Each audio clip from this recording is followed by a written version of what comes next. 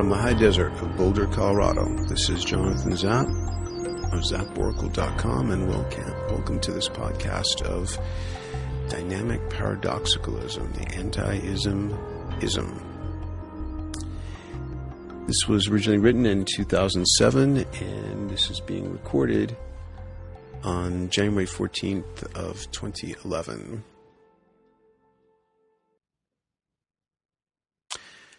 Words that are strictly true seem to be paradoxical. Lao Tzu. Dynamic paradoxicalism is my attempt to create a meta-philosophy that is a counter to fundamentalist and absolutist thought, which is nearly as common amongst New Agers and the left as it is amongst religious fundamentalists and the right.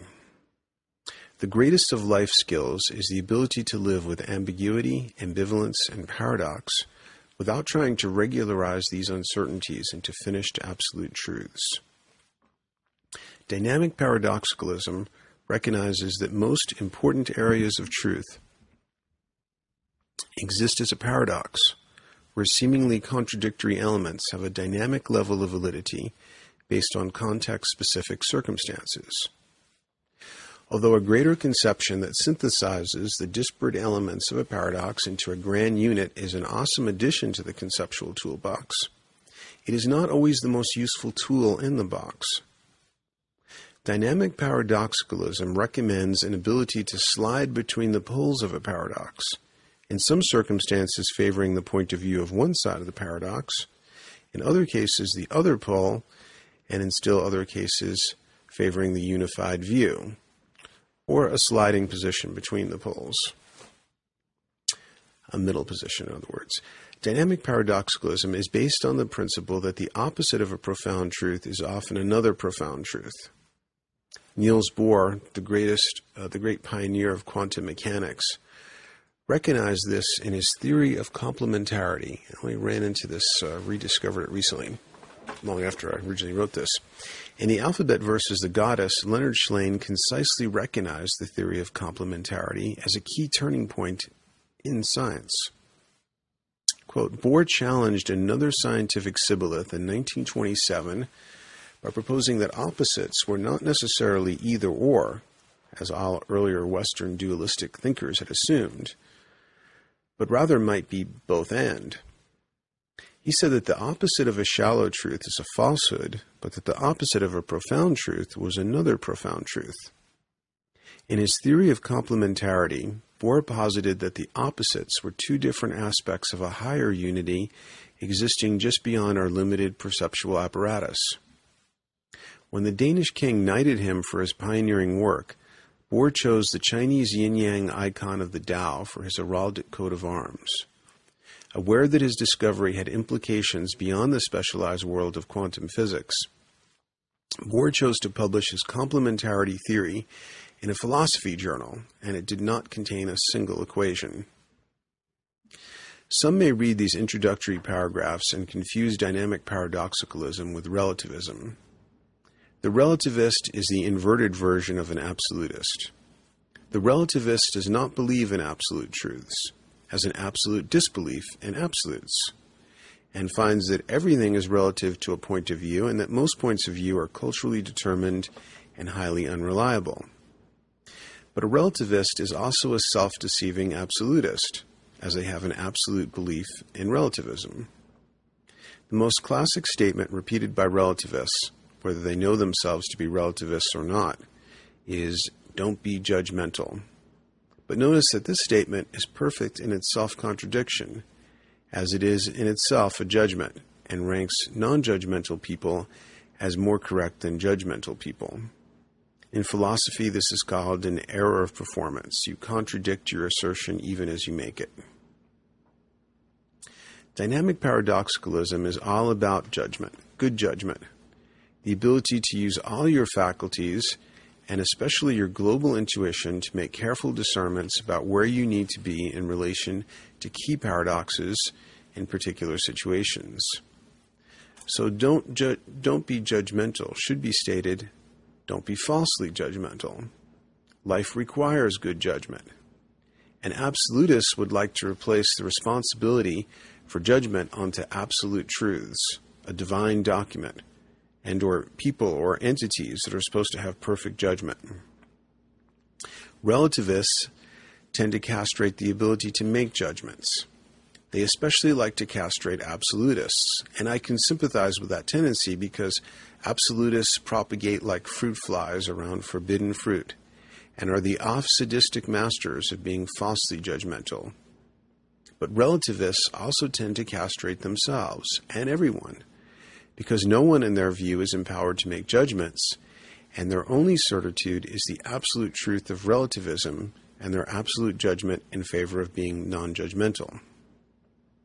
The paragraphs above tell you what dynamic paradoxicalism is and what it isn't, and now we are left with cases, illustrations, applications, and reinforcing principles. Dynamic paradoxicalism is easy to define, but may have limited appeal given the powerful human preference for certitudes and absolutes.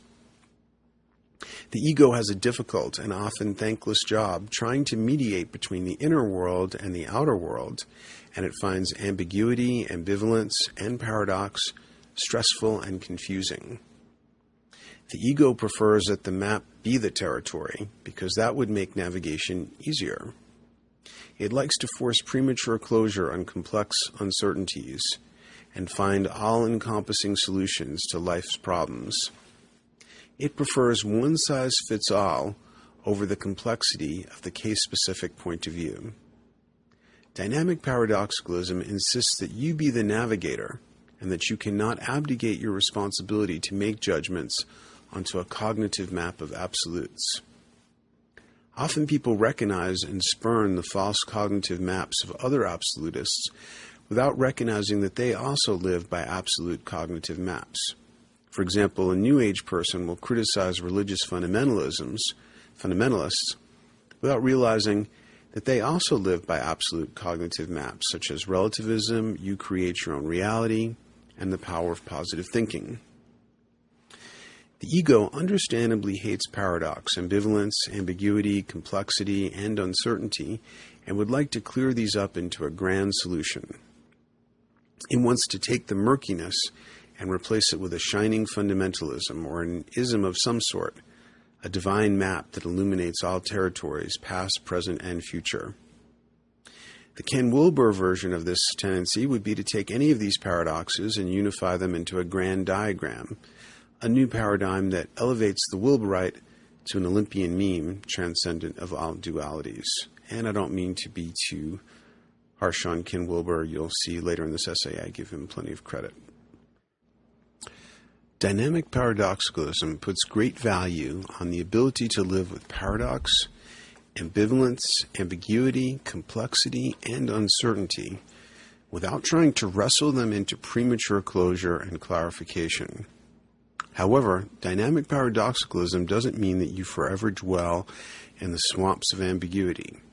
It means that you wait for genuine illumination and realizations, the kind that aren't forced, the aha moments when global intuition shows a way through. While you wait for those penetrating insights, you make the best judgments you can to get through the day. Dynamic paradoxicalism agrees with the modern Taoist sage Deng Ming Dao, who writes, "Never underestimate the value of a partial solution." If dynamic paradoxicalism were to form an alliance with any other ism, it would be Taoism, but with a key difference. Taoism, at least the way it is usually presented, is an extroverted version of dynamic paradoxicalism. The emphasis is on the fluid adaptation to ever-changing outer circumstances. Dynamic paradoxicalism also emphasizes dynamic adaptation to the inner world, and it works from inside out. The dynamic paradoxicalist centers himself on something like what Aleister Crowley called true will. True will, as I use the term, is your inner refraction of the Tao, the deeply felt sense of enthusiasm, meaningfulness, purpose, and sacred quest toward a life aim. And you can see the path of the numinous, living and working with a creative muse, as a document on my website. True will should be followed even when outer circumstance puts up fierce resistance. True will is the trembling needle of the compass that points the way through the ambiguities, paradoxes, and uncertainties. Dynamic paradoxicalism, but not Taoism, supports the following quote from George Bernard Shaw. "The reasonable man adapts himself to the world. The unreasonable one persists in trying to adapt the world to himself. Therefore, all progress depends on the unreasonable man." This quote brings us to the first of many of the paradoxes to relate to dynamically. Adapting to circumstance versus shifting the matrix. Sometimes the emphasis is on adapting to outer circumstances. It's raining, and so we bring our umbrella. At other times, the emphasis is on shifting the matrix, summoning all our will and magic to transform circumstance. Sometimes it is best to render unto Caesar what is Caesar's. Other times, it is best to risk our lives to rebel against injustice. And in still other cases, we choose a middle spectrum position. A related paradox is, you create your own reality versus outer reality creates you. Recently, I was traveling with someone, a very interesting, complex, and worthwhile character, but who also proved to be an absolutist, a New Age fundamentalist, whose whole family was under the spell, benign or malign, of various channeled entities. He believed, though pragmatic and shrewd in most other ways, so absolutely in the you create your own reality principle, deemed the absolute of absolutes by various channeled entities, that his plan for financial independence was to, quote, manifest money into my checking account, unquote. And this was meant absolutely literally. No deposit would have to be made by him or anyone. The solipsistic assertion, you create your own reality, comes from channelers and the entities they claim to channel. It originated with Jane Roberts, channeler of Seth, in the early 1960s, and has since been picked up by other channelers and associated entities. For example, Seth says, "And if you believe in very simple terms that people mean you well and will treat you kindly, they will. And if you believe that the world is against you, then so it will be in your experience." And on the website, I provide a link to where you can actually hear Seth saying that at sethlearningcenter.org. As with most channeled material I've encountered, what is presented, usually with aphoristic authority, are dangerous half-truths. See the siren call of hungry ghosts. That's an article on my website also for more on why you should be wary about channeled material. In many social situations, what you expect of others will greatly affect how they treat you. But there are other cases where this doesn't apply very well at all. Let's say I am a Polish Jew when the Nazi army is invading Poland. Should I seek refuge in another country? No, that would be a fear-based surrender to negative thinking. Instead, I should stay put and focus on how kindly I will be treated by the Nazis. With fundamentalist consistency, other post-Roberts channelers insist on the same absolutism. For example, John Colley, the channeler of Chief Joseph, writes, "The idea intrigued me, so I kept studying and reading everything I could get my hands on. Finally, it made sense. I accepted we are totally responsible for whatever manifests in our lives, all of it. It's either that or we're victims. I never liked being a victim."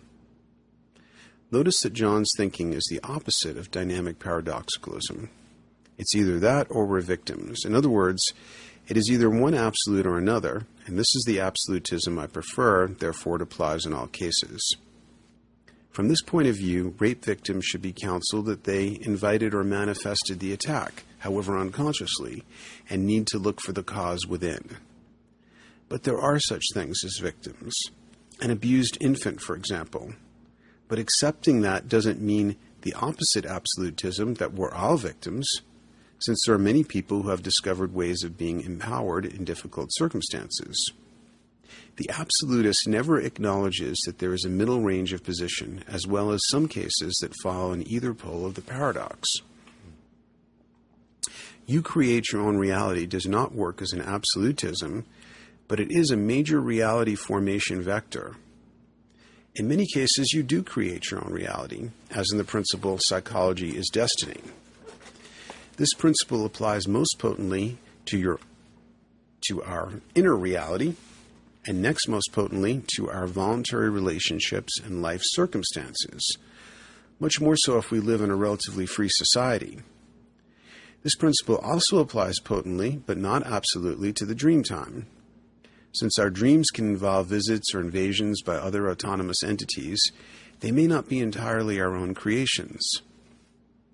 Also, it is an unproven assumption that even when we are alone in the dream time, that the dream is entirely our own creation. I've noticed that the surreal complexity of dreams, with their double and triple entendres and layers of symbolism, does not seem to be at all dependent on the imaginative capacity of the dreamer. People whose waking personalities seem dull and unimaginative have dreams that seem like they could have been directed by David Lynch. You create your own reality. So just to give another example that this is a major reality formation vector. If instead of being a Polish Jew waiting for the Nazis to invade, if I'm going to a party and I expect to be treated poorly and that people won't like me, that's likely to be a self-fulfilling prophecy.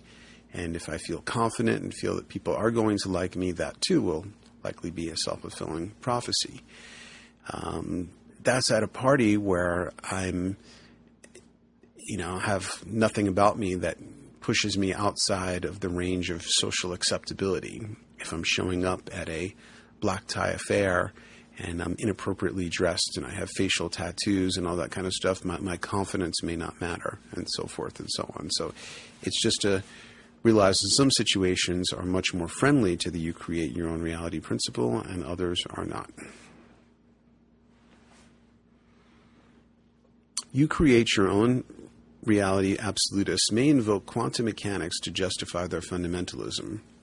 Indeed, the wave-particle duality, a photon being a particle or a wave depending on which you expect it to be, does raise questions about reality as observer-dependent. Again, I feel that this principle is a potent reality-forming vector. I just don't think it is the only vector. There may be other human beings collapsing the wave function based on different intentions than ours, and there's also the gigantic inertia and momentum of the collective human psyche affecting our world. There is a New Age tendency to use quantum mechanics as a magic wand or an endless supply of fairy dust that can be used to justify any proposition, no matter how fantastic. The abuse of Heisenberg's uncertainty principle, which was created to have a very specific application on the subatomic plane, is used by some relativists and New Agers to mean everything is uncertain, which for them means anything goes. Quantum mechanics does have profound implications, but we can't be cavalier about applying them to the human reality. Quantum mechanics applies to the subatomic domain, and it is comprehensible in the language of mathematics, not English. So we need to be careful about applying our personal mythology of what quantum mechanics means to the human domain. Another way to justify you create your own reality is to radically redefine the you in the principle. If the you refers to the personal ego and its wants and desires, which is how most people implicitly use it, then you have the weakest and most repugnant version of the principle. If you is redefined as the self, or expanded to an ultimate degree so that it means a cosmic awareness underlying and connecting everything, then you have the strongest and most valid case of the principle. Jung defined the self as the totality of all the psychic structures. It is the self, not the ego, that would have access to true will, a will that derives from essence and that is in accord with the will of the cosmos. If the you is the self creating from true will, then the principle becomes far more robust. In many instances, you create your own reality is the most useful side of the paradox, especially when applied to psychology, individual and collective, and the circumstances created by same psychological factors. Someone who is caught in a neurotic reality tunnel and has a history of abusive relationships as a result of their own unconscious choices would be well advised to move past victim of circumstance self-pity to see how they have largely created their own reality. But the you create your own reality absolutists don't stop there. They apply this principle to victims of tsunami and famine. They apply it overconfidently to cases where huge macro-physical events affect an entire population. In some given case, this could still have a possible validity.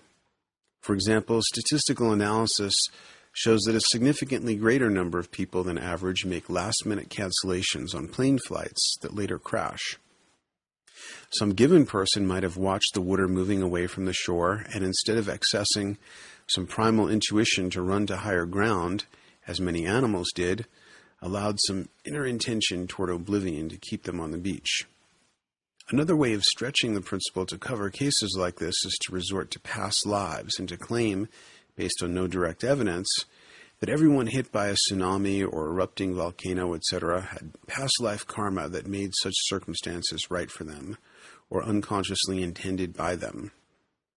Although this can't be proven or disproven, it starts to get morally repugnant, as an affluent New Ager can thereby feel that people experiencing macro-catastrophic events are still in charge of their own destinies. From their point of view, an infant dying of AIDS is creating their own reality, however unconsciously, as surely as some affluent person repeating a neurotic tendency to in romantic relationships. And this is the sort of the point of view of, maybe I mention this later, I'm not sure, of 12-step groups that'll say things like, God only gives you the burdens you need to bear.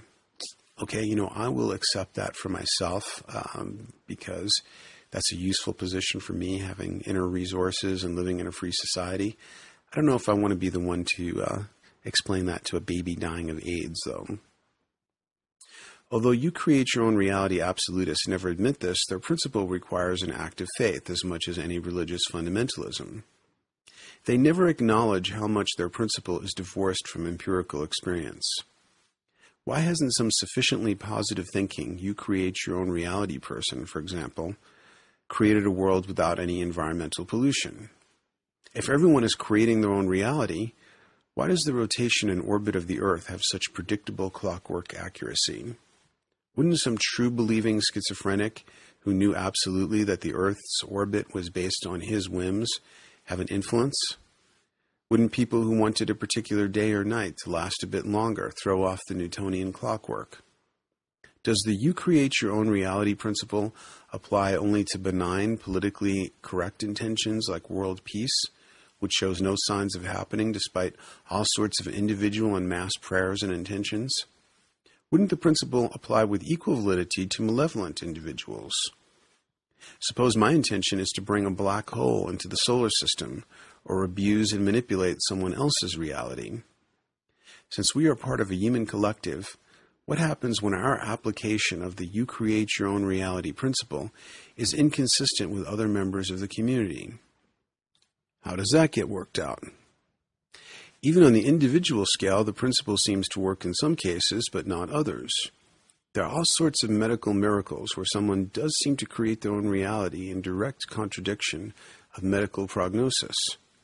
But this effect seems to go only so far. We don't, for example, have any documented case of a transsexual who absolutely believed he was another gender, waking up one day to find a new set of genitals that matched his beliefs, intentions, etc. Somewhere I remember reading about someone, I thought it was Mark Twain, but I couldn't verify the quote, who observed many faith healings and saw many crutches thrown away, but never a wooden leg. Philip K. Dick said, reality is that which, when you stop believing in it, doesn't go away. On the other side of this paradox, outside reality creates you. An example of this point of view is environmental determinism. Environmental determinists believe that the physical environmental factors determine human behaviors, social structures, and culture. I dislike this position as an absolute as well, but the environmental determinist has a much more impressive array of evidence to support their position. Environmental determinism is the position of a book like Guns, Germs, and Steel, which makes a case for climate and microbiological factors as keys to explain why technological civilization would arise in some parts of the world, but not others. Marxism is another case of environmental determinism, where the economic structure of a society is said to determine everything else. A potent example of cultural determinism is language. All of us speak and think in one or more languages that long predated us. Our minds were booted up in a domain of English users, and this language, determined outside of us, drastically affects our sense of time and our perception of all manner of inner and outer realities. If I create my own reality, then I must have created English as well, since this is too gigantic a factor in my life to have possibly been determined outside of me. Environmental determinism may be valid in some cases, but it is a deeply flawed proposition if accepted as an absolutism. Environmental determinism is an extroverted, fundamentalist, materialist point of view. It does not sufficiently take the human psyche into account. Nazism was not merely a response to economic and climatic conditions, but an eruption of the collective unconscious.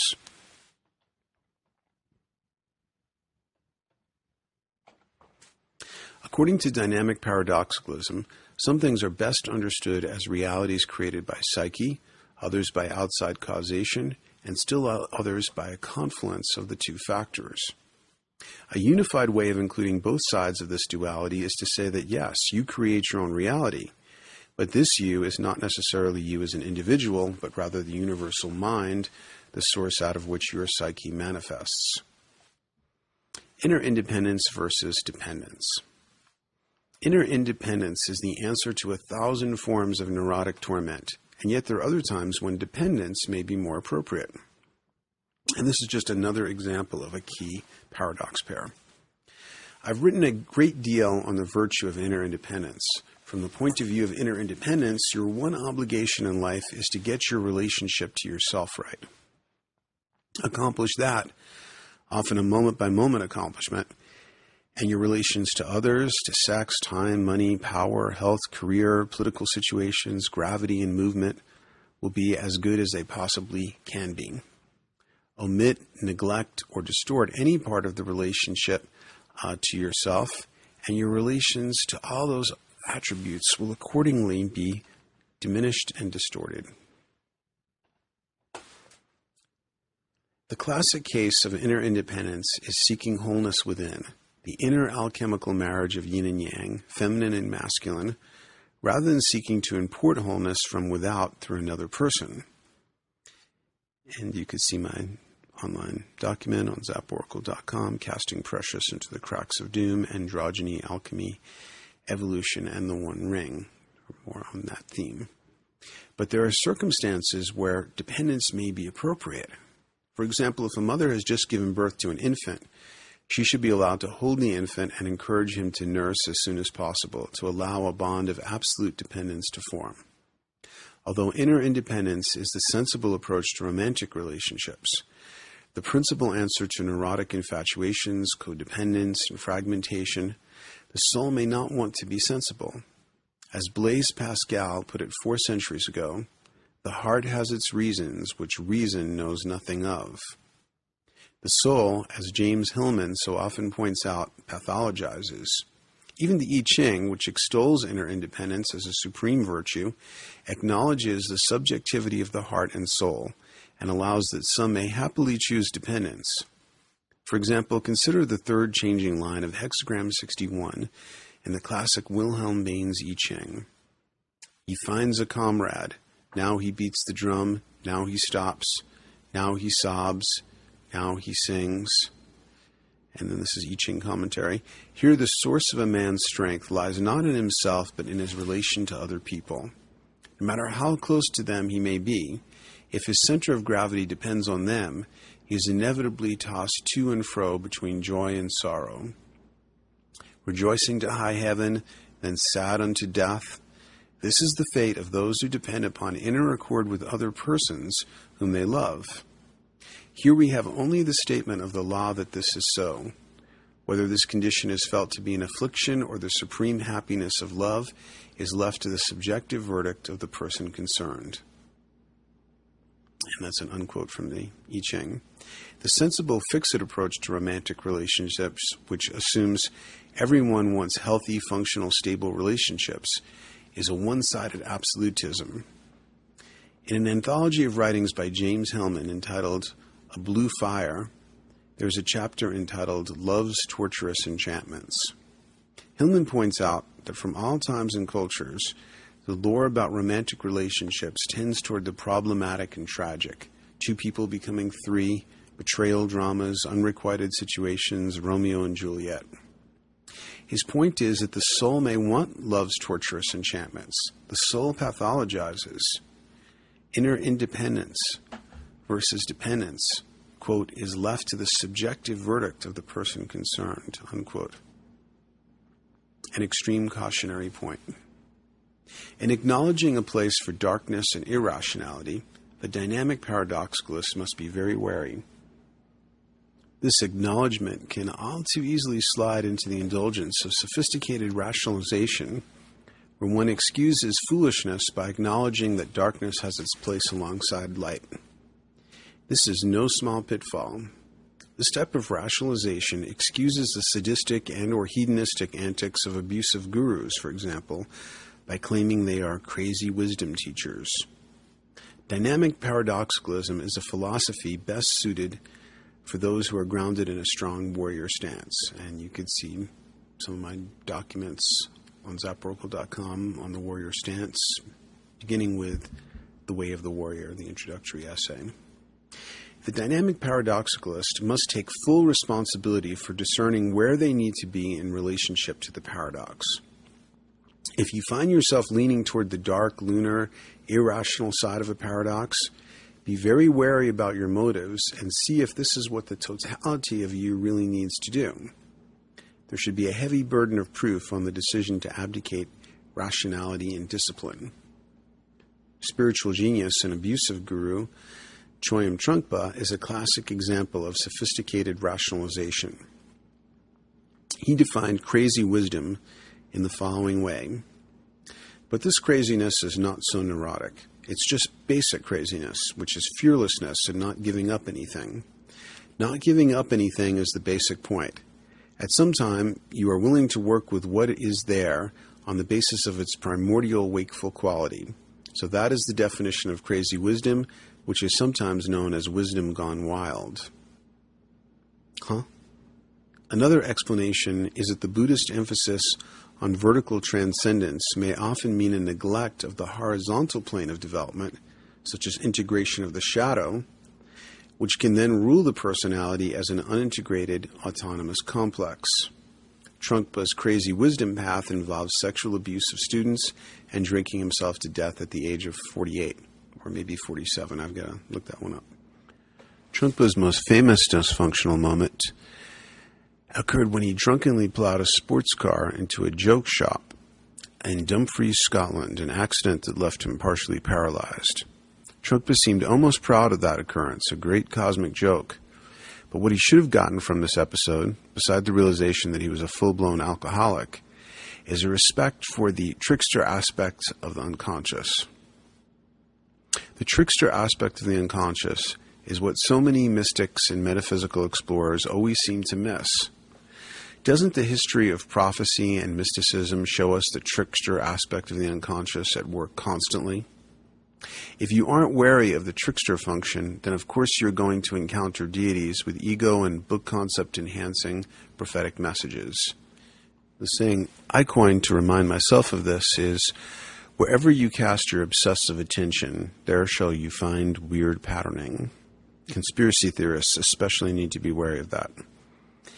And I strongly recommend reading Carnival 2012, a psychological study of the 2012 phenomenon, and the classic 22 classic pitfalls and blind spots of esoteric research for much more on these trickster aspects of the unconscious related to esoteric research especially. Once again, dynamic paradoxicalism is not an invitation to indulging sophisticated rationalization and going with the trickster aspects of the unconscious. It is a philosophy that is only useful to those with a strong moral compass and who are grounded in a warrior stance, ready to take full responsibility for their judgments and actions. One reason why people in groups tend toward absolutisms is the principle known as enantiodromia. Jung used the term frequently, but it originates with Heraclitus, born 540 BC, who seems to be one of the earliest dynamic paradoxicalists. According to Encyclopaedia Britannica, a significant manifestation of the logos, Heraclitus claimed, is the underlying connection between opposites. For example, health and disease define each other. Good and evil, hot and cold, and other opposites are similarly related. In addition, he noted that a single substance may be perceived in varied ways. Seawater is both harmful for men and beneficial for fishes. His understanding of the relation of opposites to each other enabled him to overcome the chaotic and divergent nature of the world, and he asserted that the world exists as a coherent system in which a change in one direction is ultimately balanced by a corresponding change in another. Between all things, there is a hidden connection so that those that are apparently tending apart are actually brought together. And that was a quote from the article Heraclitus from Encyclopaedia Britannica, 2007 Deluxe Edition. The physical science of the ancients was preoccupied with earth, air, wind, and fire as the fundamental constituents of reality. Heraclitus was part of that point of view, and he fell for a rather one-sided absolutism that fire was the ultimate constituent, and water, earth, and everything else derived from it. A savagely cruel and ironic sort of enantiodromia played out in Heraclitus' own fate. The death of Heraclitus is, and this is another quote, is perhaps philosophy's saddest case of the failure of theory to work in practice. Heraclitus identified fire as the principal element of nature and creation. The human soul, as part of the world soul logos, was man's fiery part and had to be protected from its opposite, moisture, which dampened the fires while asleep and in excess caused madness. It can only be regarded as tragic irony that he should suffer from dropsy, a condition in which water accumulates in the body. He died in his desperate attempts to draw the moisture out through heat by plastering himself with dung. Unquote. Enantiodromia is the tendency of living systems to oscillate between extremes. Heraclitus coined the term and ultimately personified it, a fire absolutist who died of excess water. A more familiar example, someone begins a romantic relationship absurdly idealizing someone, which leads to the collapse of idealization, and then the equal and opposite view that the former beloved is the worst jerk to have ever lived results. Someone puts himself on an overly restrictive diet, and this leads to the equal and opposite binge. Collectively, many religious systems set up harsh taboos around sexuality, and this leads to the modern tendency to rebel toward promiscuity. Catholic priests have been known to personify enantiodromia in unfortunate ways. The pendulum of enantiodromia can often be an unconscious way of relating to paradox, where an individual or collective fluctuates between the extreme poles of the paradox, like celibacy, promiscuity. Someone rebels from feeling like a victim into believing absolutely in the you create your own reality principle, where the universe revolves around the individual. Some versions of a key Ken Wilber insight, the pre-trans fallacy, seem to relate to enantiodromia. Essentially, the pre-trans fallacy notices a common tendency to confuse pre-rational states with trans-rational states, since both are non-rational. The reductivist version of this is the tendency of scientism, which reduces all trans-rational mystical states to pre-rational infantilism and dismisses authentic spiritual experience as superstitious nonsense. Freud clearly fell for this half of the fallacy, especially in The Future of an Illusion. The elevationist version of the fallacy, ubiquitous in the New Age, is to elevate pre-rational states to the transcendent and to demonize rationality. From this side of the fallacy, babies are thought to be Buddhas, and anything tribal or aboriginal is romanticized and inflated as infinitely superior to anything modern or rational. Promiscuity is seen as a daring rebellion from antiquated taboos, even though it is usually in high conformity to what peers are doing. They recognize as conventional the older sexual mores of the past, but fail to recognize that their rebellion is part of a vast conventionalism of the present, and that this new conventionalism is actually based on a still more primitive level of development than the old conventionalism. Regressing to pre-rational hedonism, indulging every impulse and irrational notion is seen as enlightened, post-conventional, and transcendent. This is the state of the typically goofy New Age person who never heard an urban legend or bit of mystical-sounding nonsense without adopting it wholesale.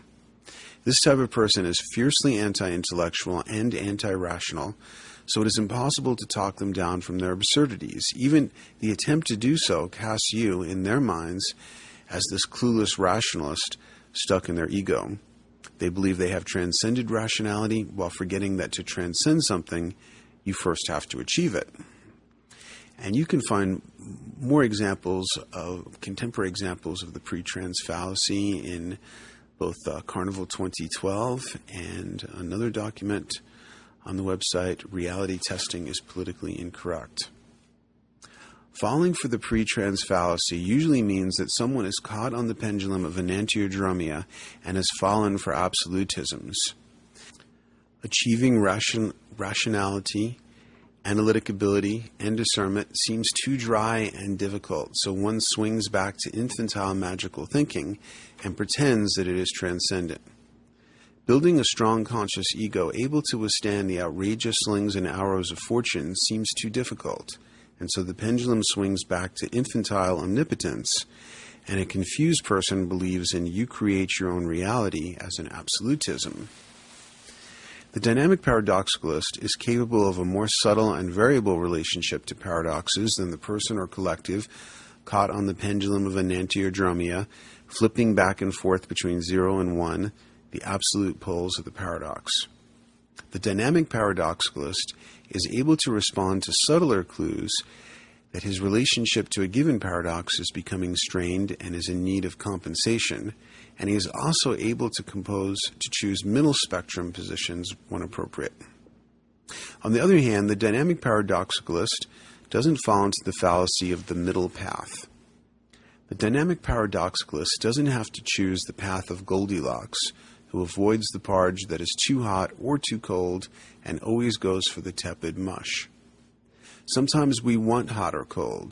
We may need to experience extremes. There can be a great value to climbing K2 or in the shattering dark night of the soul. Aiming always at the middle is a strategy of tepid mediocrity. A frequent New Age affectation is the verbal emphasis on balance. Balance is typically used to indicate the middle path position, the 50-50 state where the scales would be balanced. A perfectly symmetrical statue would have this type of balance, but a much more alive type of balance is dynamic balance, the balance of a ballet dancer or a martial artist. And the dynamic paradoxicalist employs dynamic balance, not the static equilibrium of the 50-50 middle state. For this reason, the dynamic paradoxicalist is not forever favoring paradox over a position committed to one pole or the other. There are times when it is better to be engaged at the poles and not in the middle, or in a detached state of appreciating the non-dualistic grand paradox view. The dynamic paradoxicalist is not a proselytizer, as so many absolutists and fundamentalists are, because he recognizes that some people, in some circumstances, may need to engage the poles and may even need to be absolutists or fundamentalists. From a developmental point of view, an appropriately hierarchical view, many people are not ready for dynamic paradoxicalism. A newborn baby needs to be allowed to form a bond of absolute dependence and does not need instruction on inner independence. There may be healthy structures living at the poles, which should not be attacked by the paradox view. Some people may be at a developmental stage where they will thrive only by being fundamentalists. Anti-fundamentalism, an ism I often find very attractive, is also a fundamentalism. The Amish are fundamentalists, and while I wouldn't want to be Amish, I can respect their way of life. Some people may also need to swing with the pendulum of enantiodromia, repeating romantic relationships that begin with idealization and end in bitter disenchantment because that might be their developmental path. Seligman and other psychologists who research the positive affective states, what makes people happy, have discovered that religion makes people happier, but only if it is fundamentalist religion. In considering this finding, a possibility is that fundamentalists may be so used to lying to themselves and believing what they are supposed to believe that when they answer the questionnaire, they believe they should be happy and confuse that with happiness, which they report on the questionnaire, creating a false finding. If they admitted to being unhappy, that would cast doubt on their fundamentalist way of life. But it is also possible that on some level they really are happier, perhaps because they are comforted and even inspired by having a map of absolutes with which to navigate the complexity and ambiguity of life. One of the states most closely associated with unhappiness is psychic entropy, a classic fragmented state where one is oppressed by tape loops of negative repetitive thoughts, anxieties, and afflictive emotions. The term apparently originated with Jung in 1912, but was also far more recently picked up by Mihai Csikszentmihalyi as a way to explain why people would lose the desirable state he called flow. Psychic entropy preponderates in states like boredom and anxiety, where one unpleasantly loses focus and intention. People tend to be happier in social situations than in solitude because the social distracts and diverts them from psychic entropy. The research also shows that almost everyone is happier in company than in solitude, even people who say they prefer solitude. An attraction, I believe, of charismatic people is that they act like a powerful magnet, lining up the scattered iron filings of psychic entropy into neat patterns. The revival-meeting preacher, the hyped-up motivational speaker, the rabble-rousing demagogue, the genuinely inspirational visionary, all of these charismatic types are decreasing the psychic entropy of those they are able to magnetize. A fundamentalism has the magnetic charge of polar extremes, and it can take a fragmented person, drifting in psychic entropy, and boost him to a state of a much higher level of functioning, making him happier in the process. A dynamic paradoxicalist does not have to view happiness as an absolute goal. Development is often spurred on by pain, by the dark night of the soul, and therefore suffering and happiness are part of a paradox to be related to dynamically. Higher functioning is not an absolute goal, despite the Western fervor for always being optimal. Illness and aging, immersion in the imaginal process, the need to engage deeply with emotion, grief, ecstasy, and a variety of other states may make it appropriate, even crucial, that we surrender on occasion the virtue of being high-functioning and optimal. A characteristic of most isms is that they usually claim to be efficient factories for turning sows' ears into silk purses. This could be a Christian fundamentalist inviting everyone to be born again, or Anthony Robbins inviting you to awaken the giant within, see his book, Awaken the Giant Within, through the magic of neurolinguistic programming. There is this false democratic ideal that everyone has equal potential, but the merest glance at the phenomenal world, the slightest consideration of the hierarchies of nature should dispel this sentimental delusion.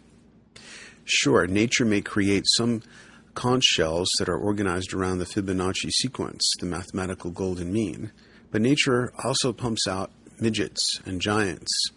There are the runts of the litter and the champion bloodhounds, the omegas and the alphas, the high and the low in every quality, strength, speed, beauty, intelligence, character, creativity, will, you name it. Therefore, the capacity to benefit from dynamic paradoxicalism is also extremely variable. From the point of view of the spiral dynamics theory of human evolution, there is a hierarchy of human types organized according to memes, and very large portions of the human species are better suited for fundamentalisms than for a philosophy like dynamic paradoxicalism at this phase of evolution. The quality and size of a person coming out of a given system usually has a lot more to do with the quality and size of a person entering the system than with the system itself. Sure, for 6'7" Anthony Robbins, neurolinguistic programming awakened a giant within because he had a giant within. Like many highly charismatic people, he had a high innate level of personal power. The problem is that some people may have a midget within, and that midget might actually wake up better within a religious fundamentalism than something like neurolinguistic programming, which seems to unconsciously assume that everyone has access to more will, inner resources, and self-initiative than is actually the case. Similarly, if Michael Jordan wrote a book entitled Awaken the NBA Star Within, it might be genuinely inspirational and helpful to a 19-year-old, 6'9" college basketball star, but may not work so well for many other human types. Even Michael Jordan can no longer awaken the NBA star within. However, during the Anthony Robbins weekend, all sorts of fragmented people are magnetized by the intense charisma of Anthony Robbins and get this revival meeting hyped up high while this towering figure of neurolinguistic programming zeal is on stage for a couple of days. But left to their own resources, plus some NLP tapes, they revert to psychic entropy and default to the midget within. Though to be fair, some people at the seminars may really have just the right sort of giant within and may find NLP and the inspirational example of Anthony Robbins to be miraculously helpful. I'm not criticizing midgets here. There is a need for compassionate acceptance of the whole hierarchy. And this includes recognizing the fallacy of giants bearing isms who think they will bring out the giant in everyone. Dynamic paradoxicalism will not turn a sow's ear into a silk purse, and it will not awaken a giant within unless you have a fairly awake giant within you already. The wise application of dynamic paradoxicalism has more to do with innate ability and essence than a series of formulae. What makes someone a metaphorical giant is they're operating from the self, the totality of psychic structures, and not merely the ego and or the mind. From the perspective of the self, one is aware that perception of what is going on is not merely a diagnosis of an objective outside reality, but is also a choice. In many cases, there is not a single answer to what is happening, but a choice of timelines one may enter based on interpretation of ambiguous circumstances. For example, let's say I lose my wallet. I can interpret that as a random occurrence. Everyone loses things, and this is just one more example of that entropic principle. Alternatively, I could choose to interpret the loss of the wallet symbolically. Wallets contain ID, and in dreams, loss of a wallet often represents loss of an old identity. I decide to incorporate the loss of the wallet into my life mythos and use this minor shock to help in the release of an old false identity. Is one of these perceptions right and the other wrong? A strong case could be made for either of them, and there is no single correct diagnosis of the event.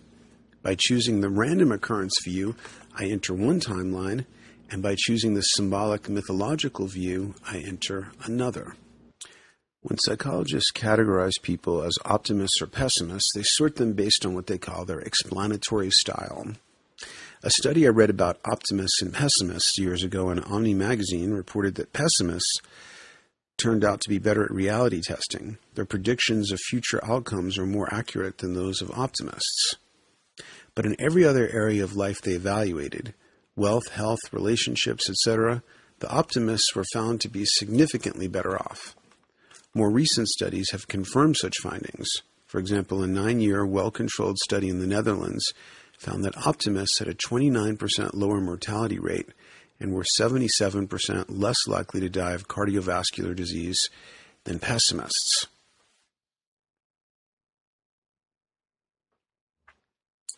A dynamic relationship to paradox means that one has more latitude of explanatory style and can choose from more alternative interpretations.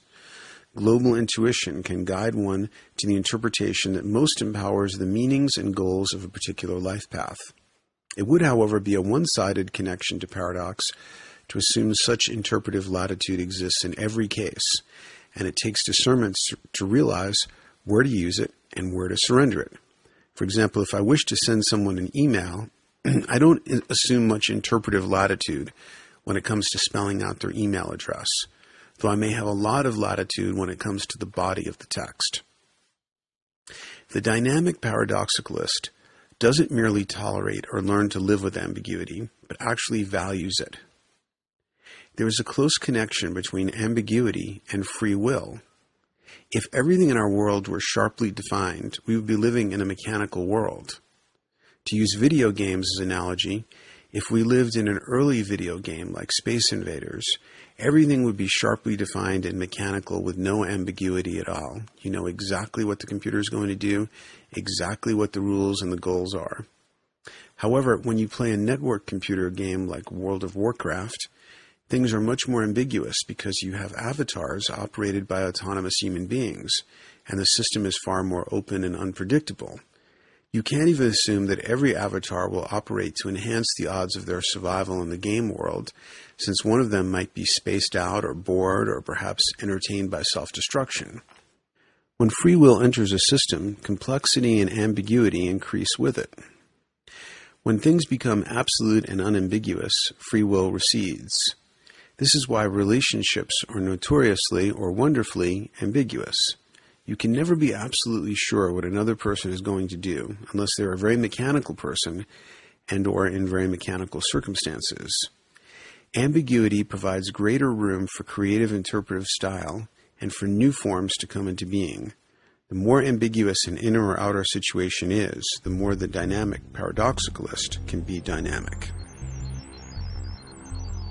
Thank you, and this concludes the podcast of Dynamic Paradoxicalism, the Anti-ism ism. And this is Jonathan Zapp of zapporacle.com. Take care.